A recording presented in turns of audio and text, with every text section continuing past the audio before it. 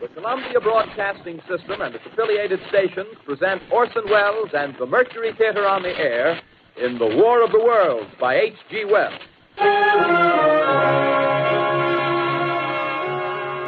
Ladies and gentlemen, the director of the Mercury Theater and star of these broadcasts, Orson Welles.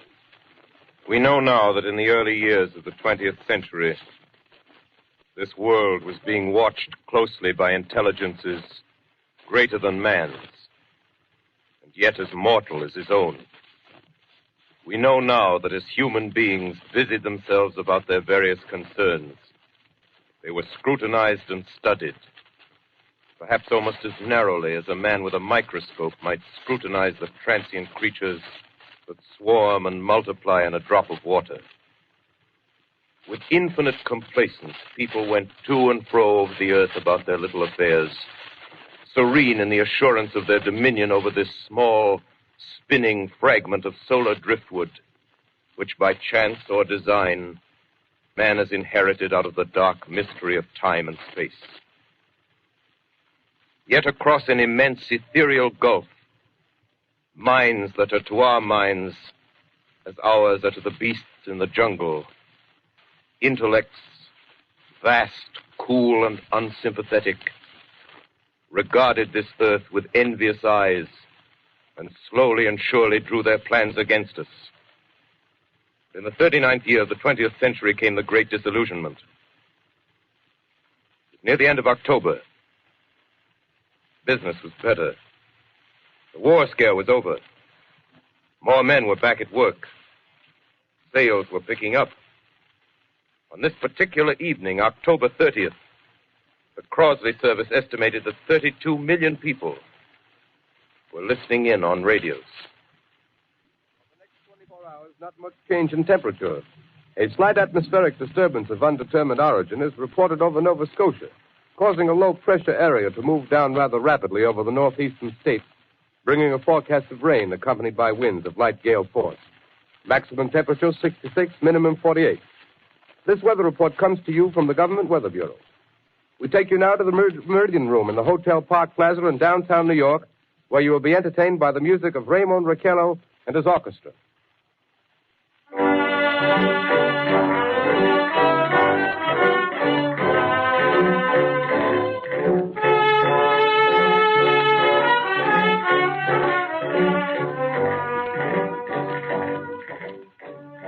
Good evening, ladies and gentlemen. From the Meridian Room in the Park Plaza Hotel in New York City, we bring you the music of Raymond Raquello and his orchestra. With a touch of the Spanish, Raymond Raquello leads off with La Capacita.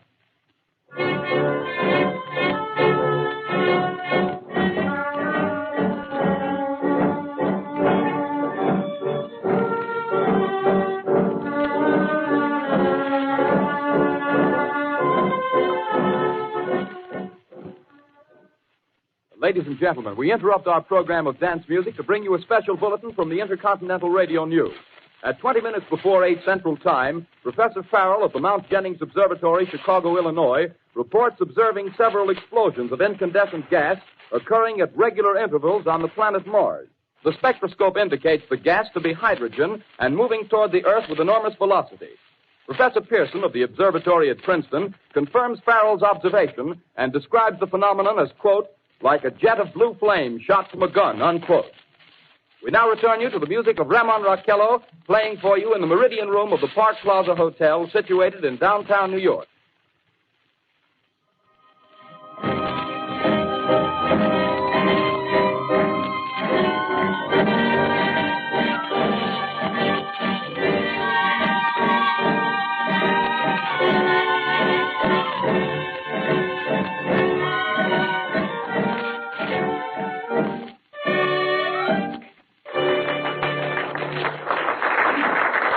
And now a tune that never loses favor, the ever-popular Stardust, Raymond Raquello and his orchestra.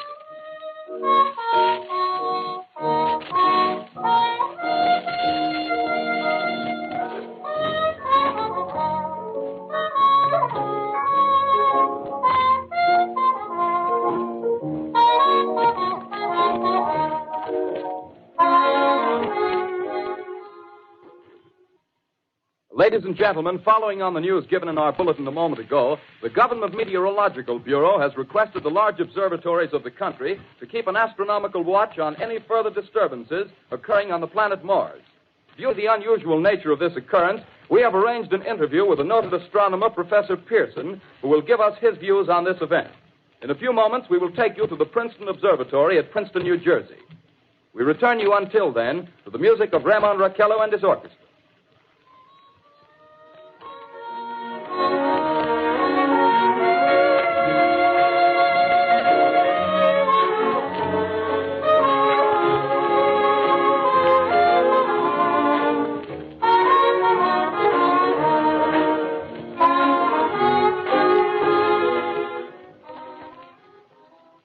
We are ready now to take you to the Princeton Observatory at Princeton, where Carl Phillips, our commentator, will interview Professor Richard Pearson, famous astronomer.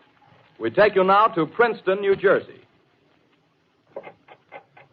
Good evening, ladies and gentlemen. This is Carl Phillips speaking to you from the observatory at Princeton. I'm standing in a large semicircular room, pitch black except for an oblong split in the ceiling. Through this opening, I can see a sprinkling of stars that cast a kind of frosty glow over the intricate mechanism of the huge telescope. The ticking sound you hear is the vibration of the clockwork. Professor Pearson stands directly above me on a small platform, peering through the giant lens. I'll ask you to be patient, ladies and gentlemen, during any delay that may arise during our interview. Besides the ceaseless watch of the heavens, Professor Pearson may be interrupted by telephone or other communications. During this period, he is in constant touch with the astronomical centers of the world. Professor, may I begin our questions? Any time, Mr. Phillips. Professor, would you please tell our radio audience exactly what you see as you observe the planet Mars through your telescope? Nothing unusual at the moment, Mr. Phillips. A red disk swimming in a blue sea. Transverse stripes across the disk. Quite distinct now because Mars happens to be at the point nearest the Earth, in opposition, as we call it. In your opinion, what do these transverse stripes signify, Professor Pearson? Not canals, I can assure you, Mr. Phillips. They... Although that's the popular conjecture of those who imagine Mars to be inhabited. From a scientific viewpoint, the stripes are merely the result of atmospheric conditions peculiar to the planet. Then you're quite convinced, as a scientist, that living intelligence as we know it does not exist on Mars? I should say the chances against it are 1,000 to 1. And yet, how do you account for these gas eruptions occurring on the surface of the planet at regular intervals? Phillips, I cannot account for it. By the way, Professor, for the benefit of our listeners, how far is Mars from the Earth? Approximately 40 million miles. Well, that seems a safe enough distance. Just a moment, ladies and gentlemen. Someone has just handed Professor Pearson a message. While he reads it, let me remind you that we are speaking to you from the observatory in Princeton, New Jersey, where we are interviewing the world-famous astronomer, Professor Pearson. One moment, please.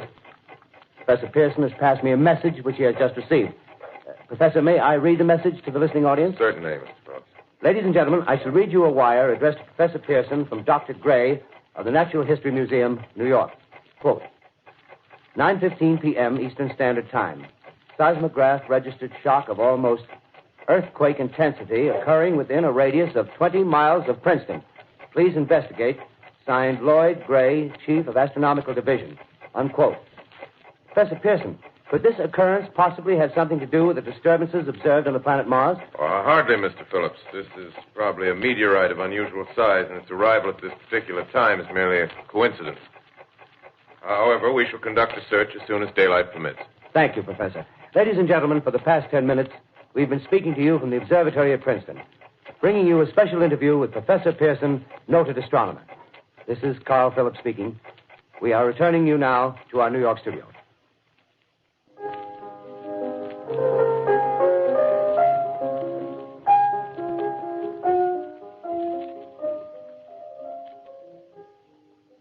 Ladies and gentlemen, here is the latest bulletin from the Intercontinental Radio News.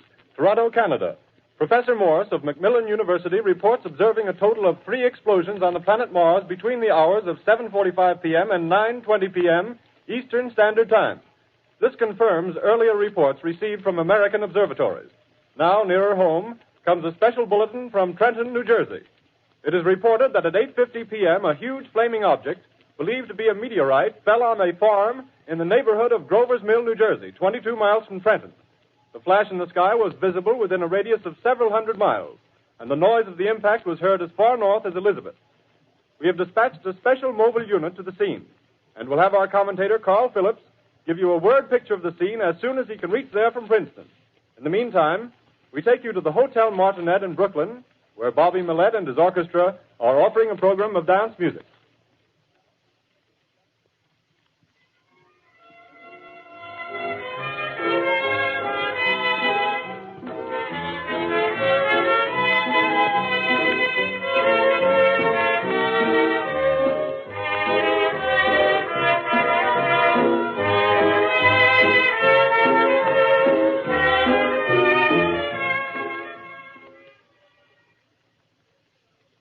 We take you now to Grover's Mill, New Jersey.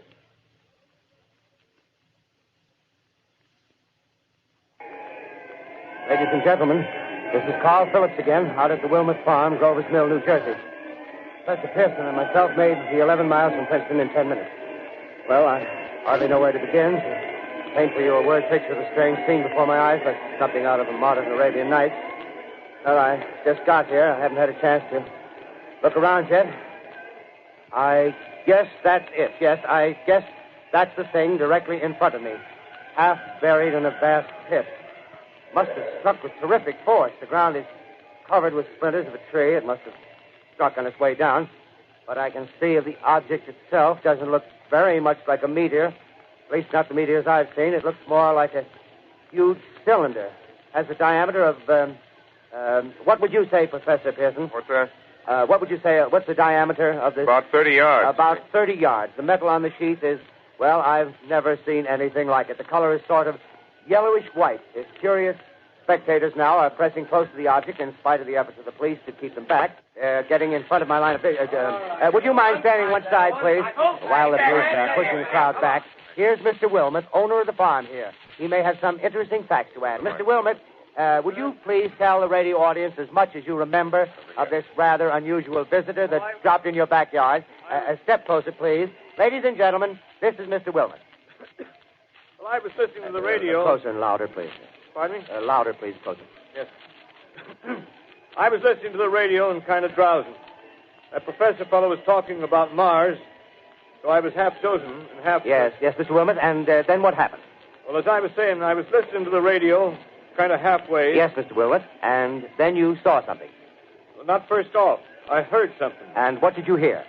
A hissing sound like this. Kind of like a 4th of July rocket. Yes, then what? I turned my head out the window and would have sworn I was to sleep and dreaming. Yes? I seen a kind of greenish streak and then zingo. Something smacked the ground. Knocked me clear out of my chair. Well, were you frightened, Mr. Wilmot?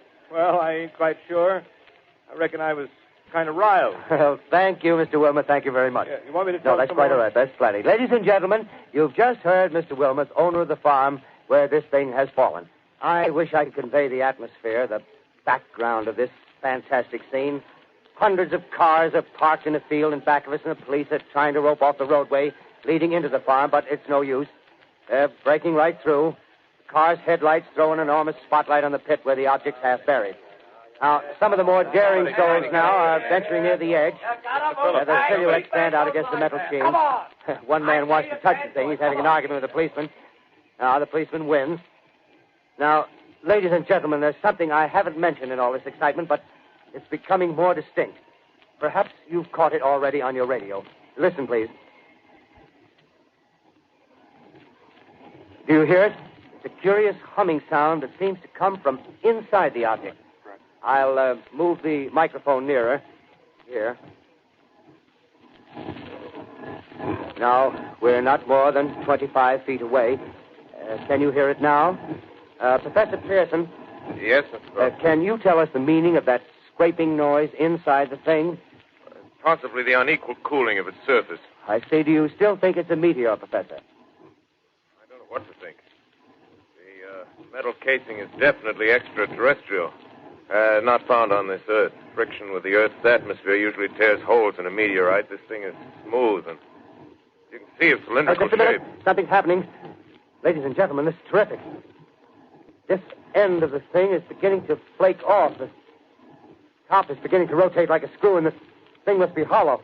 He's moving. Keep back there. Keep back there. Keep those men back. Keep back there. Keep those idiots back. Keep off. The top's loose. Look out there. Stand back. Ladies and gentlemen, this is the most terrifying thing I've ever witnessed. Wait a minute. Someone crawling Someone or something. I can see turning out of that black hole two luminous discs. The eyes, it might be a face, might be almost... Good heavens, something wriggling out of the shadow like a gray snake. Now it's another one, and another one, and another one. They look like tentacles to me. Oh, yeah, I can see the thing's body. Now it's large as a bear. It glistens like wet leather, but that face, ladies and gentlemen, it's indescribable. I can hardly force myself to keep looking at it. It's so awful. The eyes are black, and they gleam like a serpent. The mouth is kind of V-shaped with saliva dripping from its rimless lips that seem to quiver and pulsate. And the monster, or whatever it is, can hardly move. It seems weighed down by possibly gravity or something. The thing's rising up now, and the crowd falls back. They've seen plenty. The most extraordinary experience, ladies and gentlemen. I can't find words.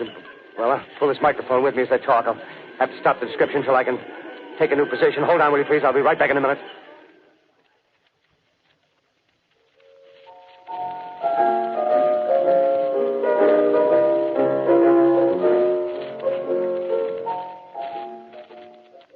We are bringing you an eyewitness account of what's happening on the Wilmuth Farm, Grover's Mill, New Jersey.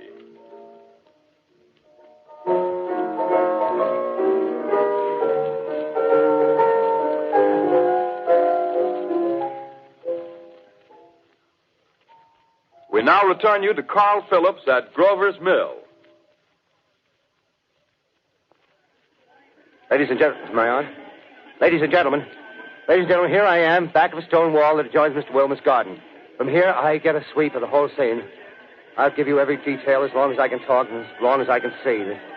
More state police have arrived. They're drawing up a cordon in front of the pit. About 30 of them. No need to push the crowd back now. They're willing to keep their distance. The captain's conferring with someone. Can't quite see who.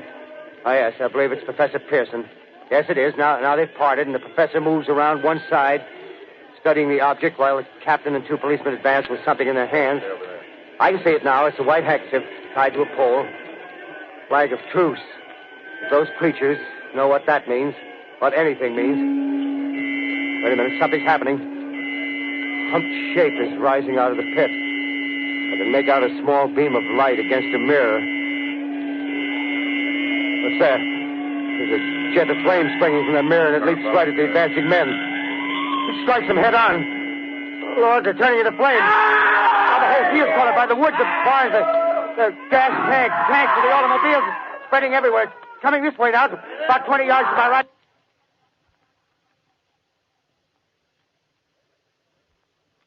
Ladies and gentlemen, due to circumstances beyond our control, we are unable to continue the broadcast from Grover's Mill.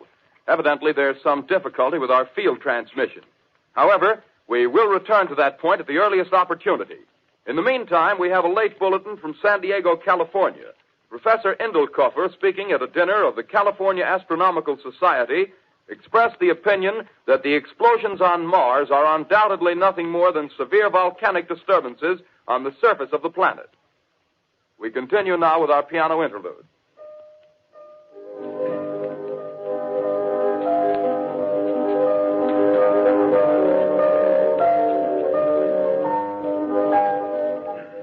Ladies and gentlemen, I've just been handed a message that came in from Grover's Mill by telephone. Just one moment, please. At least 40 people, including 6 state troopers, lie dead in a field east of the village of Grover's Mill. Their bodies burned and distorted beyond all possible recognition. The next voice you hear will be that of Brigadier General Montgomery Smith, commander of the state militia at Trenton, New Jersey. I have been requested by the governor of New Jersey to place the counties of Mercer and Middlesex as far west as Princeton and east to Jamesburg under martial law. No one will be permitted to enter this area except by special pass issued by state or military authorities. 4 companies of state militia are proceeding from Trenton to Grover's Mill and will aid in the evacuation of homes within the range of military operations. Thank you. You have just been listening to General Montgomery Smith, commanding the state militia at Trenton. In the meantime, further details of the catastrophe at Grover's Mill are coming in. The strange creatures, after unleashing their deadly assault, crawled back in their pit and made no attempt to prevent the efforts of the firemen to recover the bodies and extinguish the fire. The combined fire departments of Mercer County are fighting the flames which menace the entire countryside. We have been unable to establish any contact with our mobile unit at Grover's Mill, but we hope to be able to return you there at the earliest possible moment. In the meantime, we take you to... Just one moment, please. Ladies and gentlemen, I have just been informed that we have finally established communication with an eyewitness of the tragedy. Professor Pearson has been located at a farmhouse near Grover's Mill, where he has established an emergency observation post. As a scientist, he will give you his explanation of the calamity. The next voice you hear will be that of Professor Pearson, brought to you by direct wire. Professor Pearson. Of the creatures in the rocket cylinder at Grover's Mill, I can give you no authoritative information either as to their nature, their origin, or their purposes here on Earth. Of their destructive instrument, I might venture some conjectural explanation. For want of a better term, I shall refer to the mysterious weapon as a heat ray. It's all too evident that these creatures have scientific knowledge far in advance of our own. It's my guess that in some way they are able to generate an intense heat in a chamber of practically absolute non-conductivity. This intense heat they project in a parallel beam against any object they choose by means of a polished parabolic mirror of unknown composition, much as the mirror of a lighthouse projects a beam of light. That is my conjecture of the origin of the heat ray. Thank you, Professor Pearson. Ladies and gentlemen, here is a bulletin from Trenton. It is a brief statement informing us that the charred body of Carl Phillips has been identified in a Trenton hospital. Now, here's another bulletin from Washington, D.C. The Office of the Director of the National Red Cross reports 10 units of Red Cross emergency workers have been assigned to the headquarters of the state militia, stationed outside of Grover's Mill, New Jersey. Here's a bulletin from State Police, Princeton Junction. The fires at Grover's Mill and vicinity are now under control. Scouts report all quiet in the pit, and there is no sign of life appearing from the mouth of the cylinder. Now, ladies and gentlemen, we have a special statement from Mr. Harry McDonald, Vice President in charge of operations. We have received a request from the state militia of Trenton to place at their disposal our entire broadcasting facilities. In view of the gravity of the situation, and believing that radio has a responsibility to serve in the public interest at all times, we are turning over our facilities to the state militia at Trenton. We take you now to the field headquarters of the state militia near Grover's Mill, New Jersey. This is Captain Lansing of the Signal Corps, attached to the state militia, now engaged in military operations in the vicinity of Grover's Mill. Situation arising from the reported presence of certain individuals of unidentified nature is now under complete control. The cylindrical object, which lies in a pit directly below our position, surrounded on all sides by 8 battalions of infantry, without heavy field pieces, but adequately armed with rifles and machine guns. All cause for alarm, if such cause ever existed, is now entirely unjustified. Things, whatever they are, do not even venture to poke their heads above the pit. I can see their hiding place plainly in the glare of the searchlights here. With all their reported resources, these creatures can scarcely stand up against heavy machine gun fire. Anyway, it's an interesting outing for the troops. I can make out their khaki uniforms crossing back and forth in front of the lights. Looks almost like a real war. There appears to be some slight smoke in the woods bordering the Millstone River. Probably fire started by campers. Well, we ought to see some action soon. One of the companies is deploying on the left flank. A quick thrust and it'll all be over. Now, wait a minute. I see something on top of the cylinder. No, it's nothing but a shadow. Now the troops are on the edge of the Wilmot farm. 7,000 armed men closing in on an old metal tube. A tub, rather. Well, wait, that wasn't a shadow. It's something moving. solid metal, kind of a shield-like affair rising up out of the cylinder. It's going higher and higher. What? It's standing on legs, actually rearing up on a sort of metal framework. Now it's reaching above the trees and the searchlights are on it. Hold on.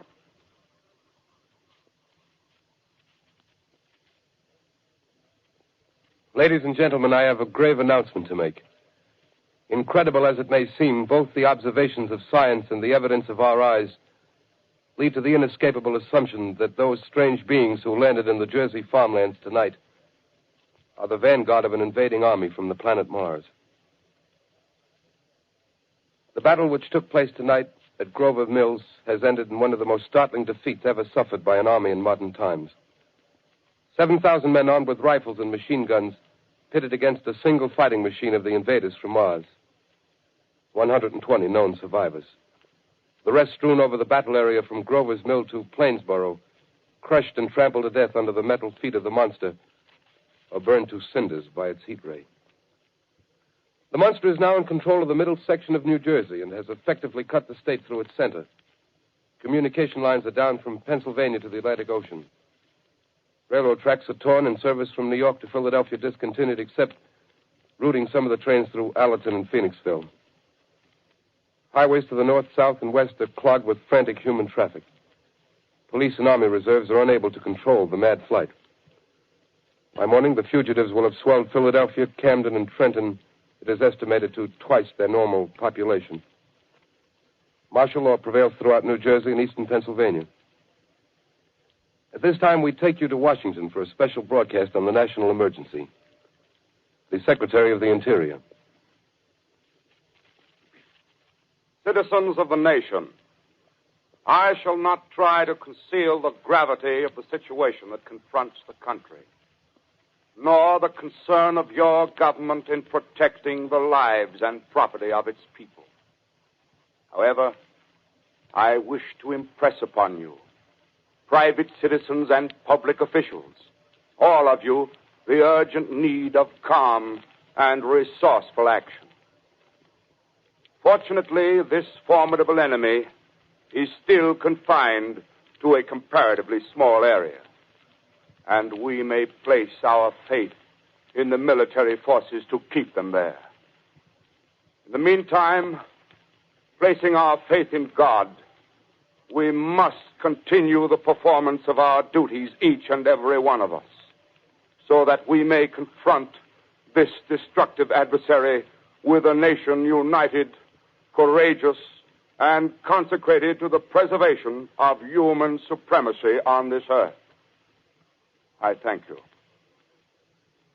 You have just heard the Secretary of the Interior speaking from Washington. Bulletins too numerous to read are piling up in the studio here. We're informed that the central portion of New Jersey is blacked out from radio communication due to the effect of the heat ray upon power lines and electrical equipment. Here's a special bulletin in New York. Cables have been received from English, French, and German scientific bodies offering assistance. Astronomers report continued gas outbursts at regular intervals on the planet Mars. The majority voiced the opinion that the enemy will be reinforced by additional rocket machines. There have been several attempts made to locate Professor Pearson of Princeton, who has observed Martians at close range. It is feared he was lost in the recent battle. Langham Field, Virginia. Scouting planes report 3 Martian machines visible above treetops, moving north toward Somerville with population fleeing ahead of them. The heat ray is not in use, although advancing at express train speed, invaders pick their way carefully. They seem to be making a conscious effort to avoid destruction of cities and countryside. However, they stop to uproot power lines, bridges, and railroad tracks.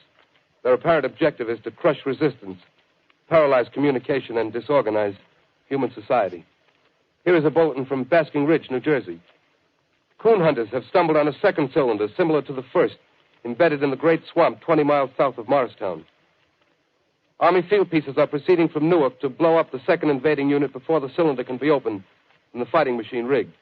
They are taking up a position in the foothills of Watchung Mountains. Another bulletin from Langham Field, Virginia. Scouting planes report enemy machines, now 3 in number, increasing speed northward, kicking over houses and trees in their evident haste to form a conjunction with their allies south of Morristown. Machines also sighted by telephone operator east of Middlesex, within 10 miles of Plainfield. Here's a bulletin from Winston Field, Long Island. A fleet of Army bombers carrying heavy explosives flying north in pursuit of enemy. Scouting planes act as guides. They keep the speeding enemy in sight. Just a moment, please, ladies and gentlemen. We've run special wires to the artillery line and adjacent villages to give you direct reports in the zone of the advancing enemy. First, we take you to the battery of the 22nd Field Artillery, located in the Watchung Mountains. Range 32 meters. 32 meters. Direction 39 degrees. 39 degrees. Fire. 140 yards to the right, sir. Shift range 31 meters. 31 meters. Direction 37 degrees. 37 degrees. Fire.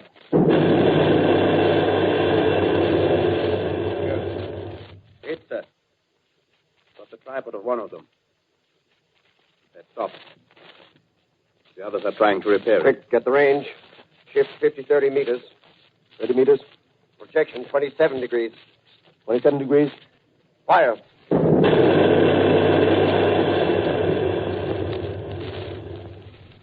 Can't see the shell land, sir. Letting off a smoke. What is it? Black smoke, sir. Moving this way. Lying close to the ground. Moving fast. Put on gas masks. Get ready to fire. Shift to 24 meters. 24 meters. Projection 24 degrees. 24 degrees. Fire.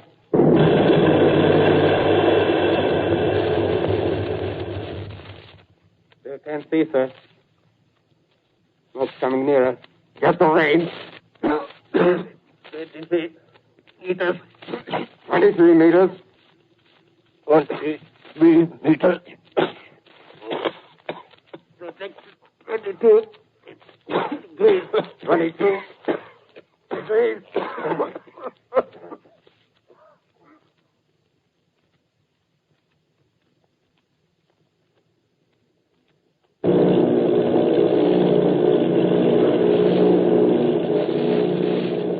Army bombing plane B-843 off Bayonne, New Jersey. Lieutenant Bolt, commanding 8 bombers, reporting to Commander Fairfax, Langham Field.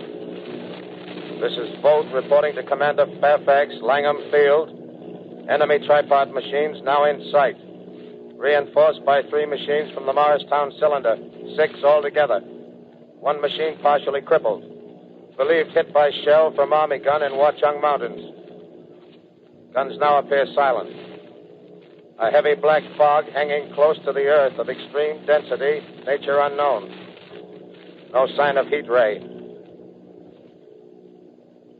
Enemy now turns east, crossing Passaic River into the Jersey marshes. Another straddles the Pulaski Skyway.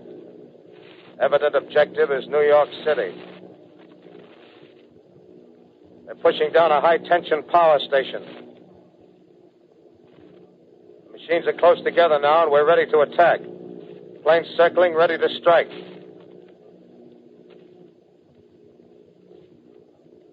A 1,000 yards, and we'll be over the first.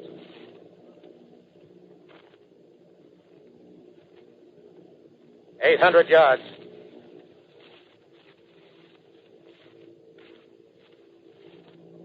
$600.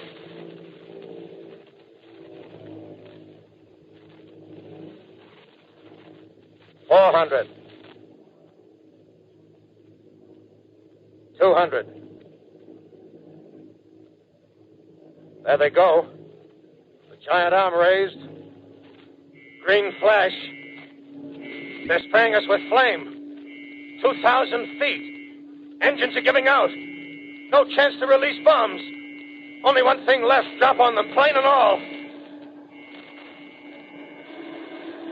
We're diving on the first one. Now the engine's gone. 8.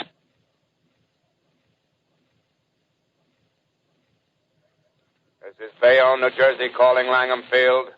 This is Bayonne, New Jersey, calling Langham Field. Come in, please. This is Langham Field. Go ahead. 8 Army bombers in engagement with enemy tripod machines over Jersey Flats. Engines incapacitated by heat ray. All crashed. 1 enemy machine destroyed. Enemy now discharging heavy black smoke in direction of... This is Newark, New Jersey. This is Newark, New Jersey. Warning. Poisonous black smoke pouring in from Jersey marshes. Reaches South Street. Gas masks useless. Urge population to move into open spaces. Automobiles use routes 7, 23, 24. Avoid congested areas. Smoke now spreading over Raymond Boulevard.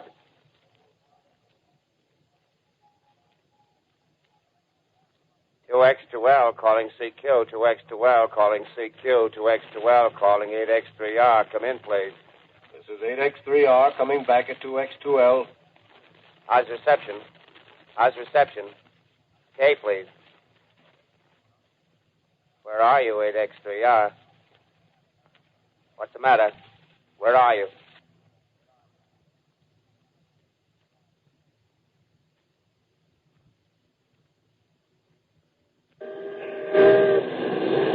I'm speaking from the roof of Broadcasting Building. I'm speaking from the roof of Broadcasting Building, New York City. The bells you hear are ringing to warn the people to evacuate the city as Martians approach.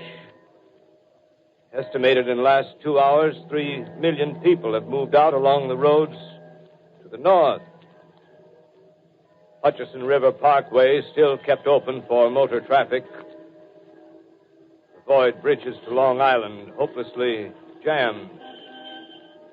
All communication with Jersey Shore closed 10 minutes ago. No more defenses. Our army is wiped out. Artillery, Air Force, everything wiped out. This may be the last broadcast. We'll stay here to the end. People are holding service here below us in the cathedral. Now I look down the harbor, all manner of boats, overloaded with fleeing population pulling out from docks. Streets are all jammed. Noise in crowds like New Year's Eve in city. Wait a minute. The enemy is now in sight above the Palisades. Five great machines. First one is crossing the river. I can see it from here, wading the Hudson like a man wading through a brook. A bulletin is handed me.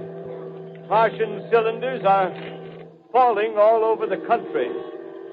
One outside of Buffalo, one in Chicago, St. Louis. Seem to be timed and spaced. Now the first machine reaches the shore. He stands watching, looking over the city. The steel cowlish head is even with the skyscrapers. He waits for the others. They rise like a line of new towers on the city's west side. Now they're lifting their metal hands. This is the end now. Smoke comes out, black smoke drifting over the city. People in the streets see it now. They're running toward the East River, thousands of them, dropping in like rats. Now the smoke's spreading faster. It's reached Times Square. People are trying to run away from it, but it's no use. They're falling like flies. Now the smoke's crossing 6th Avenue. 5th Avenue. 100 yards away. It's 50 feet.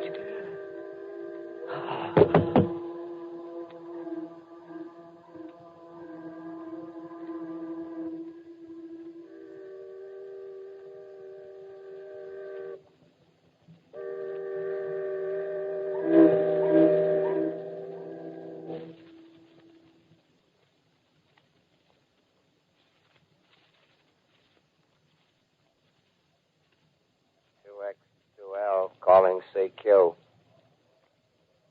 2X2L calling CQ. calling CQ, New York. Isn't there anyone on the air? Isn't there anyone on the air? Isn't there anyone? 2X, 2L.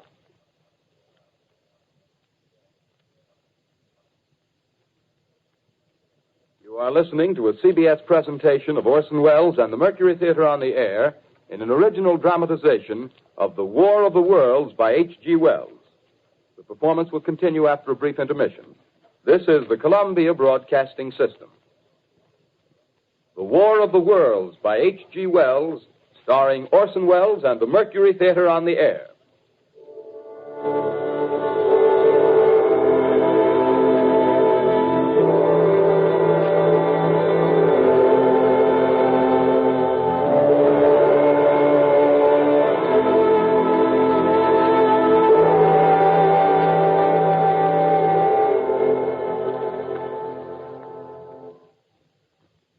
I set down these notes on paper. I'm obsessed by the thought that I may be the last living man on Earth. I've been hiding in this empty house near Grover's Mill, a small island of daylight cut off by the black smoke from the rest of the world. All that happened before the arrival of these monstrous creatures in the world now seems part of another life. A life that has no continuity with the present. Furtive existence of the lonely derelict who pencils these words on the back of some astronomical notes bearing the signature of Richard Pearson. I look down at my blackened hand and I try to connect them with a professor who lives at Princeton and who, on the night of October 20th, glimpsed through his telescope an orange splash of light on a distant planet. My wife, my colleagues, my students, my books, my observatory, my world. Where are they? Did they ever exist? Am I Richard Pearson? What day is it? Do days exist without calendars? Does time pass when there are no human hands left to wind the clocks? Writing down my daily life, I tell myself I shall preserve human history between the dark covers of this little book that was meant to record the movements of the stars. But to write, I must live, and to live, I must eat. Find moldy bread in the kitchen and an orange not too spoiled to swallow. Keep watch at the window. Time to time, I catch sight of a Martian above the black smoke. The smoke still holds the house in its black coil, but at length there's a hissing sound, and suddenly I see a Martian mounted on his machine, spraying the air with a jet of steam as if to dissipate the smoke. I watch in a corner as his huge metal legs nearly brush against the house. Exhausted by terror, I fall asleep. Morning. Sun streams in the window. The black cloud of gas is lifted, and the scorched meadows to the north look as though a black snowstorm had passed over them. I venture from the house. I make my way to a road, no traffic. Here and there, a wrecked car, baggage overturned, a blackened skeleton. Push on north. For some reason, I feel safer trailing these monsters than running away from them. And I keep a careful watch.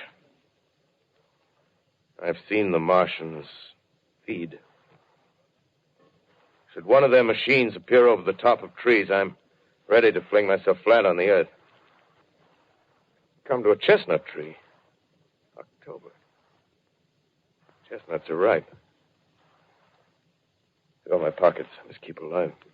2 days I wander in a vague northerly direction through a desolate world. Finally, I notice a living creature. A small red squirrel in a beech tree. I stare at him and wonder. He stares back at me. I believe at that moment the animal and I shared the same emotion. The joy of finding another living being. Push on north. I Find dead cows in a brackish field, and beyond the charred ruins of a dairy and a silo, remain standing guard over the wasteland like a lighthouse, deserted by the sea. Astride the silo perches a weathercock. The arrow points north. North. Next day, I come to a city. City vaguely familiar in its contours, yet its buildings strangely dwarfed and leveled off as if a giant had sliced off its highest towers with a capricious sweep of his hand. Reached the outskirts. I found Newark. Newark, undemolished but humbled by some whim of the advancing Martians. Presently, with an odd feeling of being watched, I caught sight of something crouching in a doorway. I made a step towards it, and it rose up and became a man. A man armed with a large knife. Stop! Where do you come from? I come from many places. A long time ago, from Princeton. Princeton, huh? That's near Grover's Mill. Yes. Grover's Mill. There's no food here. This is my country. All this end of town down the river. There's only food for one. Which way are you going? I don't know. I guess I'm looking for people. Hey, what was that? Did you hear something just then? No. Only a bird. A live bird. Yeah. You get to know that birds have shadows these days. Say, we're in the open here. Let's crawl in this doorway here and talk. Have you seen any Martians? No. They're going over to New York. Night, the sky's alive with their lights, just as if people were still living in it. By daylight, you can't see them. 5 days ago, a couple of them carried something big across the flats from the airport. I think they're learning how to fly. Fly? Yeah, fly. Well, it's all over with humanity. Stranger, there's still you and I. 2 of us left. Yeah. They got themselves in solid. They wrecked the greatest country in the world. Those green stars, they're probably falling somewhere every night. They've only lost one machine.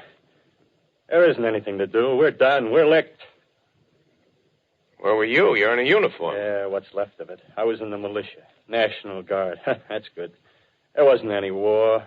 Any more than there's war between men and ants. Yes, but we're eatable ants. I found that out. What'll they do to us? I thought it all out. Right now, we're caught as we're wanted. A Martian only has to go a few miles to get a crowd on the run. But they won't keep on doing that. They'll begin catching us systematic, like keeping the best and storing us in cages and things. They haven't begun on us yet. Not begun? Not begun. All that's happened so far is because we don't have sense enough to keep quiet. Bothering them with guns and such stuff and losing our heads and rushing off in crowds.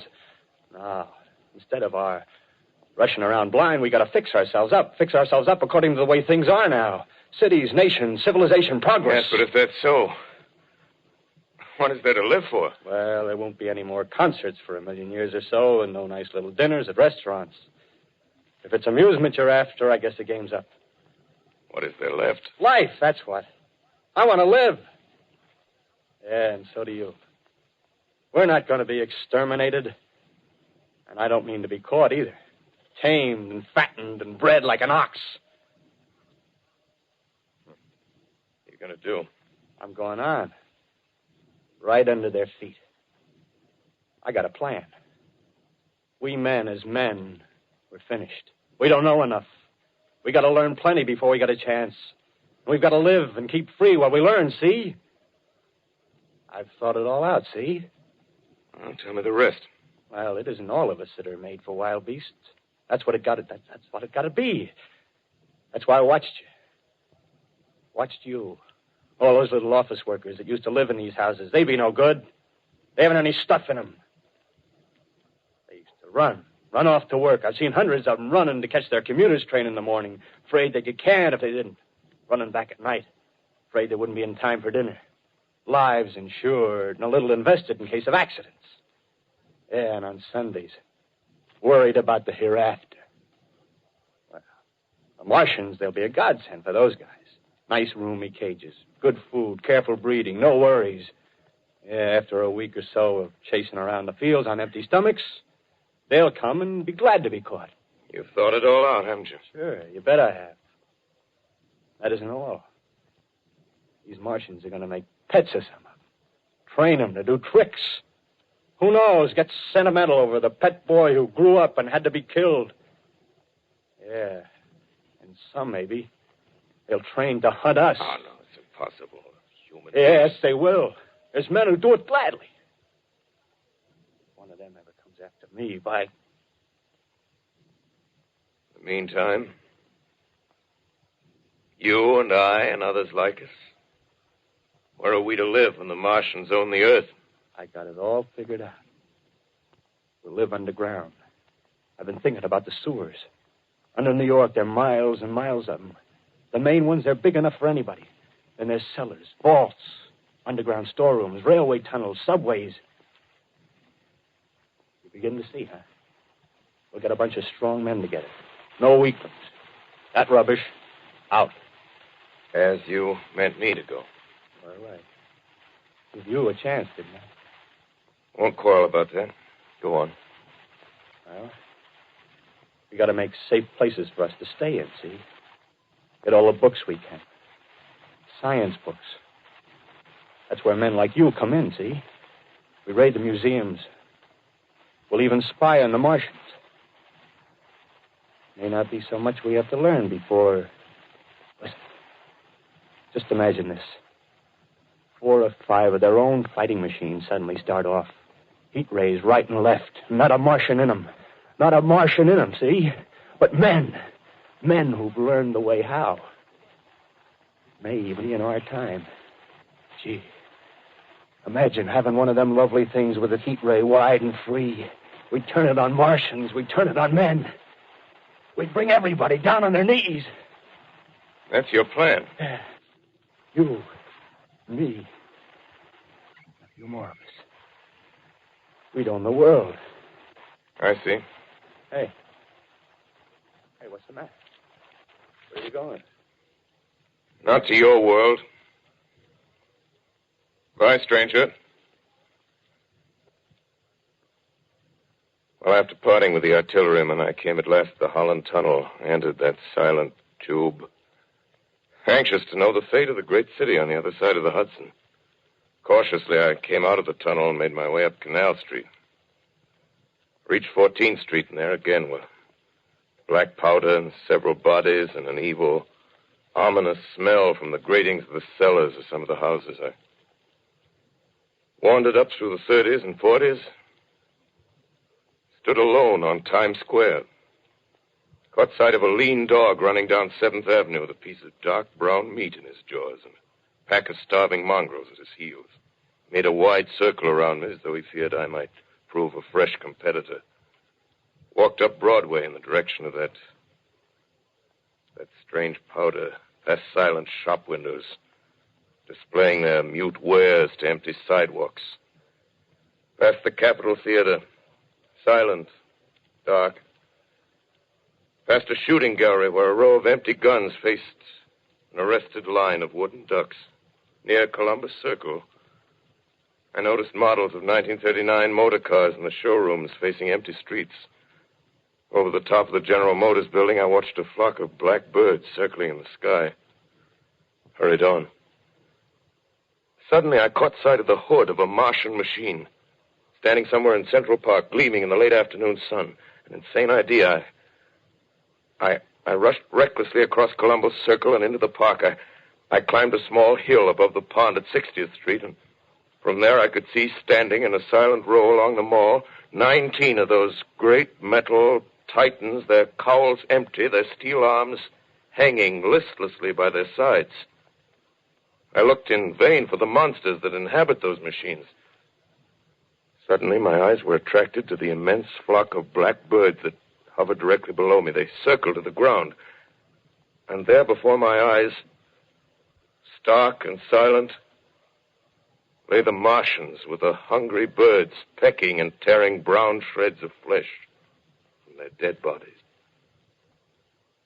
Later, when their bodies were examined in laboratories, it was found that they were killed by the putrefactive and disease bacteria against which their systems were unprepared. Slain, after all, man's defenses had failed by the humblest thing that God, His wisdom, has put upon this earth. Before the cylinder fell, there was a general persuasion that through all the deep of space, no life existed beyond the petty surface of our minute sphere. Now we see further. Dim and wonderful is the vision I've conjured up in my mind of life spreading slowly from this little seedbed of the solar system throughout the inanimate vastnesses of sidereal space. But a remote dream, maybe that the destruction of the Martians is only a reprieve to them and not to us. Is the future ordained, perhaps? Strange it now seems to sit in my peaceful study at Princeton, writing down this last chapter of the record, begun at a deserted farm in Grover's Mill. Strange to watch children playing in the streets. Strange to see young people strolling on the green where the new spring grass heals the last black scars of a bruised earth.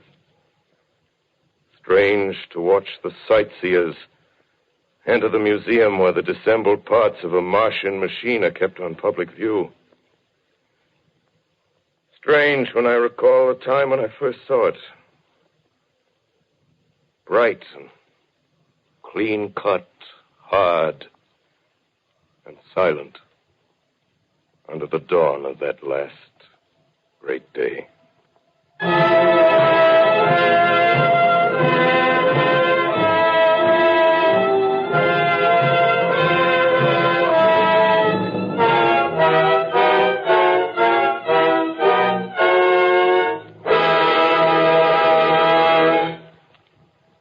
This is Orson Welles, ladies and gentlemen.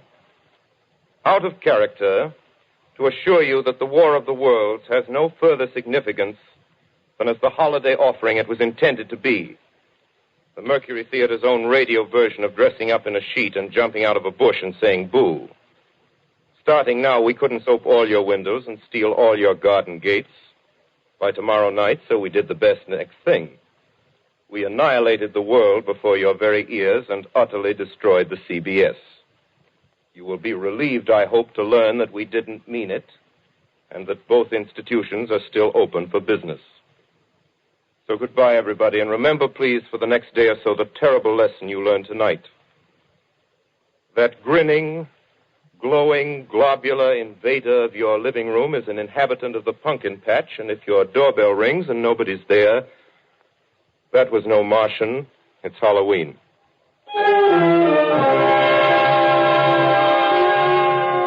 Tonight, the Columbia Broadcasting System and its affiliated stations coast to coast has brought you The War of the Worlds by H.G. Wells, the 17th in its weekly series of dramatic broadcasts featuring Orson Welles and the Mercury Theater on the air. Next week, we present a dramatization of 3 famous short stories. This is the Columbia Broadcasting System.